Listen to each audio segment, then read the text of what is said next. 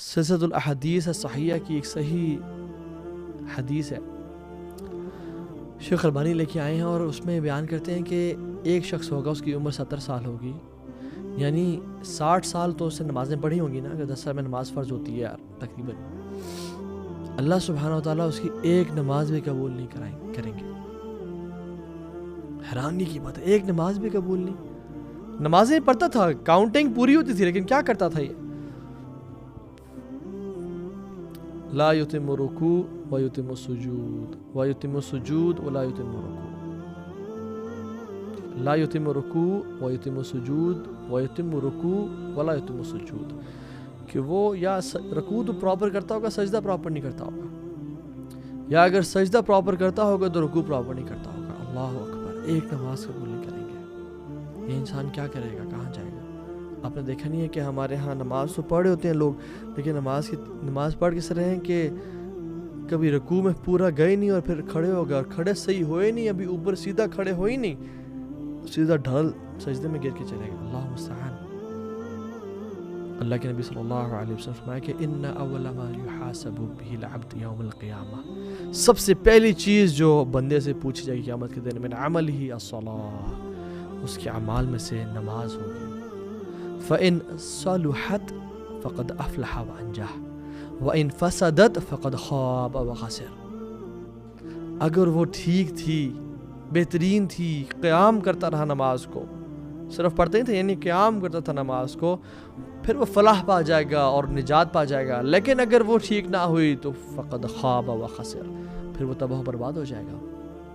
اور نماز کے قیام میں یہ شامل ہے کہ اس کا رکوع کیسا تھا، اس سجدے کیسے تھے، اس کا قیام کیسا تھا، اس نے کیا اللہ کے نبی کے طریقے سے نماز پڑھی یا نہیں پڑھی، اس کا وضو کیسا تھا، وقت پہ پڑھی یا نہیں پڑھی، جہاں پڑھنی چاہیے تھی یا نہیں پڑھی۔ اللہ اکبر۔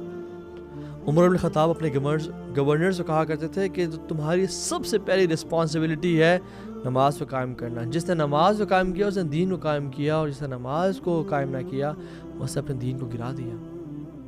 اور عمر بن خطاب کہا کرتے تھے کہ اللہ سبحانہ و تعالیٰ کی نظر میں، یعنی جس بندے کے دل میں نماز کی وقت ہے، اللہ سبحانہ و تعالیٰ کے ہاں بھی اس کی وقت اور قدر ہے، لیکن جس بندے کے دل میں نماز کی وقت اور قدر و قیمت نہیں ہے، اللہ تعالیٰ کے ہاں اس بندے کی بھی قدر و قیمت نہیں ہے، اس کے نماز کی بھی قدر و قیمت نہیں ہے۔ رسول اللہ تو کہا کرتے تھے یا بلال ارحنا بالصلاۃ، اے بلال اذان دو، سکون پہنچاؤ، تسلی پہنچاؤ۔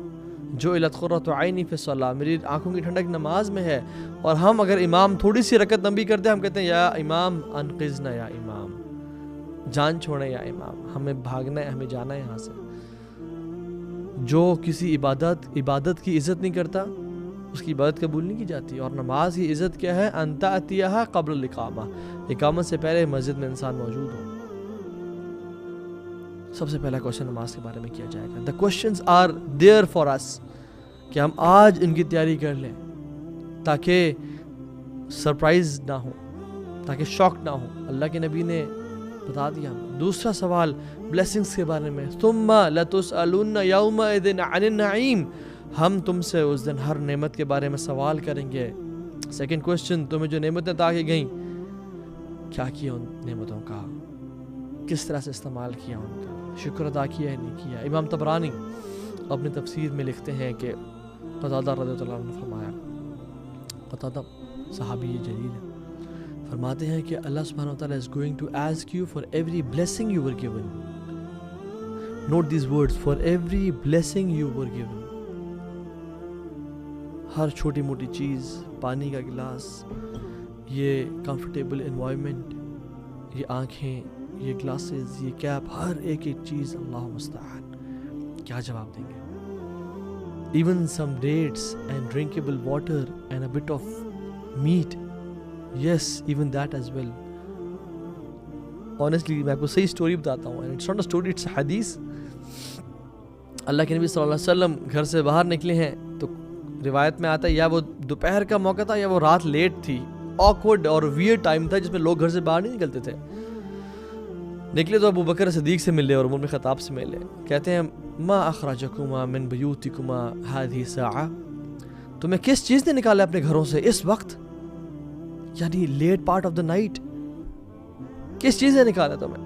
قال الجوع یا رسول اللہ، بھوک نے نکالا ہے، بھوک بہت شدید تھی۔ اللہ اکبر، یہ کائنات کے بہترین لوگ ہیں، رسول اللہ، ابو بکر اور عمر۔ تو اللہ کی میرے کہا آؤ کسی کے پاس چلتے ہیں، مجھے بھی اسی چیز نے نکالا ہے جس چیز نے تمہیں نکالا ہے، یعنی بھوک نے۔ تو ایک انصاری صحابی کے پاس گئے، لانگ سٹوری شارٹ، انہوں نے کچھ ڈیٹس دی، ڈرنکیبل واٹر دیا اور a bit of meat دیا، کچھ گوشت دیا کھانے کے لیے۔ جب آپ صلی اللہ علیہ وسلم نے کھا لیا تو رسول اللہ صلی اللہ علیہ وسلم کا دل وہ تھا جو ہر ٹائم اللہ سے جڑا ہوا تھا، اور اپنے صحابہ کو بھی اس سے کھا کے گئے، اور کہتے ہیں والذی نفسی بیدہ لتسألن عن هذا النعیم یوم القیامہ، والذی نفسی بیدہ، اس رب کی قسم جس کے ہاتھ میں میری جان ہے، لتسألن عن هذا النعیم، عن هذا النعیم یوم القیامہ، کہ تمہیں قیامت کے دن سامنے کھڑا کیا جائے گا اور نعمتوں کے بارے میں سوال کیا جائے گا۔ یعنی اتنی کم نعمتوں کے بارے میں، اتنی کم نعمتوں کے بارے میں بھی سوال کیا جائے گا۔ اینڈ وی 21st سینچری میں ایک بٹن دبانے سے رات دن میں بدل جاتی ہے، لائٹس آن ہو جاتی ہیں، سردی لگتی ہے ہم ہیٹر آن کر دیتے ہیں، گرمی لگ رہی ہوتی ہے ہم اے سی آن کر دیتے ہیں، فیس ٹائم ہمارے پاس ہے، واٹس ایپ پہ ہم اپنے جاننے والوں سے قریب بھی بات کر رہے ہیں۔ We have all the luxuries this world has to offer. گاڑیاں ہمارے پاس ہیں، بنگلے ہمارے پاس ہیں، انٹرنیٹ ایکسیس ہمارے پاس ہے، and the access to knowledge, to gain knowledge ہمارے پاس ہے۔ کل قیامت کے دن کیا جواب دیں گے؟ تمہیں ہم نے نعمت دی تھی کہ تم 1 کلک کے ساتھ تم نالج کو سیکھ کر سکتے تھے، تم نے کتنا دین کو سیکھا اور کتنا پھیلایا اس کو۔ اور اللہ اکبر، اگر یہ سوال کر لیا جائے کہ تم نے دین کو تو سیکھا ہے، پھیلانے کے دور کی بات، تم اس بلیسنگز کو یوز کرتے رہے اللہ کی نافرمانی میں، اللہ تعالیٰ کی نافرمانی میں، کیا جواب دیں گے ہم؟ میں اکثر لوگوں کو دیکھتا ہوں اور حیران ہوتا ہوں اس چیز پہ، اللہ تعالیٰ ہمیں بھی معاف کرے۔ جب ہم دور جاہلیت میں تھے، سبحان اللہ، جب کسی ٹرپ پہ نکلے ہیں، یعنی اللہ نے ان کو اتنا فائنینشلی ایبل بنایا کہ they can leave for trips, right? They can take time out for vacations. Trip پہ نکلے، فوراً سے ناچنے گانے کی چیزیں گاڑی میں لگا دیں، فوراً سے میوزک گاڑی میں آن کر دیا، فوراً سے کچھ کیٹیگریز کے لوگ ڈرگز میں پڑ گئے، فوراً سے حرام چیزوں میں انوالوڈ ہو گئے، اور شغل کو سمجھا ہی رب کی نافرمانی۔ جس رب نے اللہ کے بندے تجھے استطاعت دی کہ تو انجوائے کر سکے لائف کو اور بلیسنگز دی، تو اسی کے خلاف جنگ لڑنا شروع ہو گیا۔ سوال کیا جائے گا اپنی نعمتوں کے بارے میں کہ ہم کہاں سے گزرے۔ امام حبان رحمہ اللہ اپنی صحیح ابن حبان میں لے کے آئے ہیں، حضرت ابو ہریرہ رضی اللہ عنہ نے فرمایا کہ اللہ سبحانہ وتعالیٰ will ask a person on the day of judgment، اللہ بندے سوال کرے گا کہ اے میرے بندے، تجھے میں نے گھوڑے بھی دیے اور کیملز بھی دیے، تجھے میں نے ارتھ پہ اتھارٹی دی، یعنی تم ارتھ پہ چلتے پھرتے تھے، تمہارے پاس اتھارٹی تھی، تجھے میں نے شادی کی اس عورت سے جسے لوگ شادی کرنا چاہ رہے تھے، لیکن میں نے تجھے اس کو عطا کیا اور لوگوں سے اس کو محروم رکھا۔ کس طرح سے تو نے ان چیزوں کو یوز کیا میری اطاعت میں اور میرے شکر گزاری میں۔ ہم سے تو نماز نہیں پڑھی جاتی، جس رب نے 24 گھنٹے دیے ہیں ہمیں 24 منٹ نہیں نکال پاتے ہم اس رب کے لیے۔